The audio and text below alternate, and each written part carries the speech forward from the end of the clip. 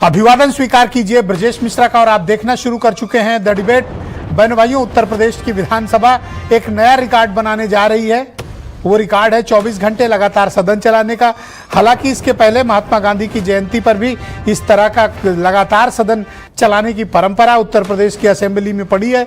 आज उसी परंपरा को आगे बढ़ाते हुए विकसित भारत 2047 के विजन पर उत्तर प्रदेश की विधानसभा में सत्ता पक्ष और प्रतिपक्ष चर्चा कर रहे हैं। बहुत अरसे बाद ऐसा हो रहा है कि विकास पर बात हो रही है, वरना अन्य मुद्दों पर लगातार इस सदन में क्या कुछ नहीं होता।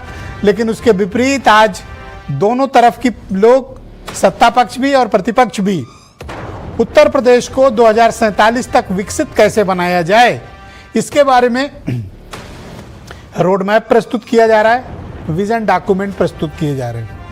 सभी मिनिस्टर्स अपने अपने डॉक्यूमेंट्स लेकर आए हैं और इसका संपूर्णता से अध्ययन होना चाहिए।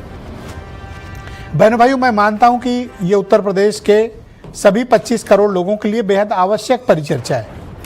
आप लोग टेलीविजन चैनल्स पर, यूट्यूब पर लगातार लाइव उपलब्ध है। उत्तर प्रदेश की विधानसभा में आपके चुने हुए जनप्रतिनिधिगण क्या कह रहे हैं उसके बारे में आपको भी सोचना चाहिए, विचार करना चाहिए और उनको सुनना चाहिए।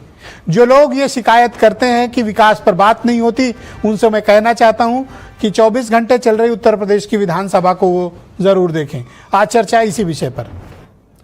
बहनों भाइयों, उत्तर प्रदेश की विधानसभा में एक स्वागत योग्य पहल हुई है और ऐसी पहल का अभिनंदन होना चाहिए। उत्तर प्रदेश की विधानसभा में योगी सरकार ने एक प्रस्ताव रखा कि वो 2047 तक उत्तर प्रदेश को विकसित राज्य बनाने के संकल्प पत्र पर 24 घंटे अनइंटरप्टेड, बिना रुके, रात भर जागकर चर्चा करना चाहती है। अच्छी बात है। विकास के लिए सिर्फ एक या दो रातें नहीं, बल्कि मैं तो मानता हूं कि सतत प्रक्रिया है और ऐसी पहल हर सत्र में होनी चाहिए। सिर्फ मानसून सत्र ही नहीं, ग्रीष्मकालीन और शीत सत्र में भी ऐसी चर्चाएं होनी चाहिए। एक दिन सदन 24 घंटे चलना चाहिए। और इस बात की तारीफ उत्तर प्रदेश की विधानसभा की भी करनी पड़ेगी और यहां के माननीय सदस्यों की भी, कि ये झगड़ते तो हैं, शोर शराबा तो करते हैं, पर अपना सदन चलने देते हैं। ये एक बहुत अच्छी परंपरा है। उत्तर प्रदेश की विधानसभा पिछले 8 सालों से बहुत इस मामले में उसने एक क्रांति की है। यहां डिबेट्स होती हैं, चर्चाएं होती हैं, भाषण होते हैं, नेता अपने अपने इलाके की, विभाग की, सरकार की पॉलिसीज को भी क्रिटिसाइज करते हैं। सरकार की तरफ से नीतियां भी प्रस्तुत की जाती हैं। बहनों भाइयों, एक वर्सटाइल डेमोक्रेसी में इस तरह की विधानसभा बेहद आवश्यक है। नोकझोंक तो चलते रहते हैं, वाद विवाद भी होते रहते हैं,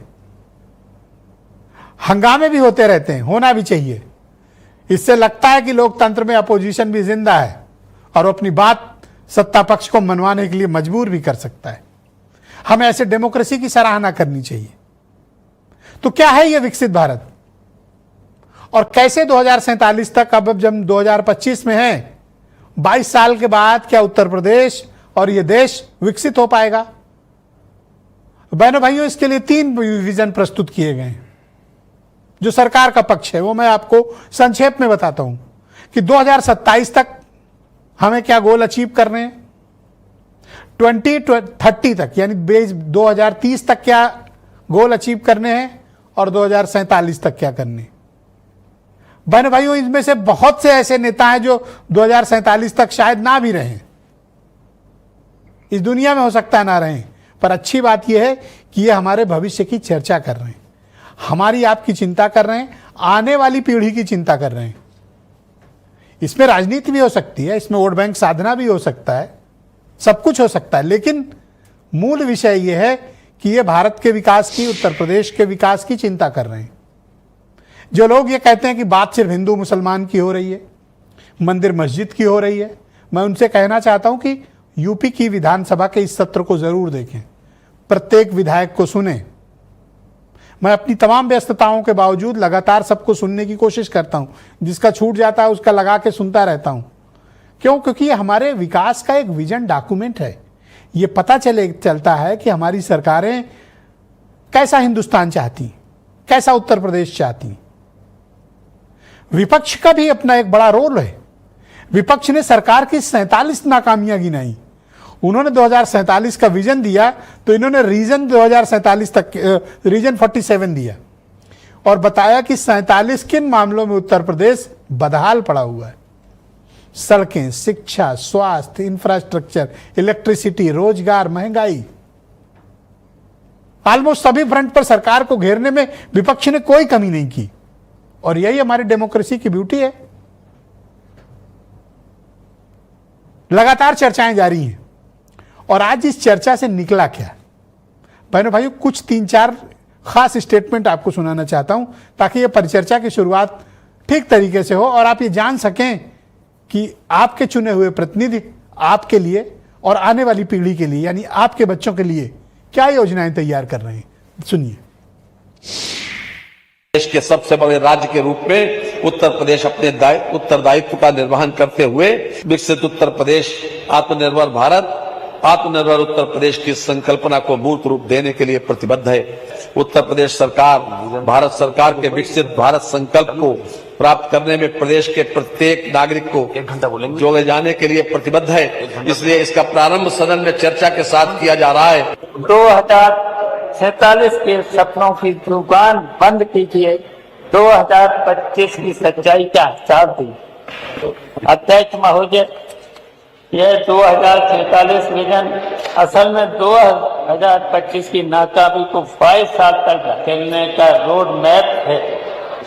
भाजपा का मतलब भविष्य का धुंधना, वर्तमान का उजड़ा चमन जनता अब समझ चुकी है। जिन्हें आज की भूख नहीं दिखती, उन्हें कल का सपना मत खरीद। जब ये विधानसभा चलती थी, विधानसभा के चारों तरफ एक एक गाड़ी में 10-10 बंदूकें रख करके गुंडे माफिया आते थे विधायकों के साथ में। हमारे विपक्ष के साथी बैठे हैं, अपने सीने पर हाथ रख के बता दें, इसी प्रदेश में 17 से पहले 1 हफ्ता बिजली दिन में आती थी, 1 हफ्ता रात में आती थी। बेसिक शिक्षा के स्कूलों में तबेला खोल करके रख दिया था, जानवर बांधे जाते थे इनकी समाजवादी पार्टी की सरकार ने।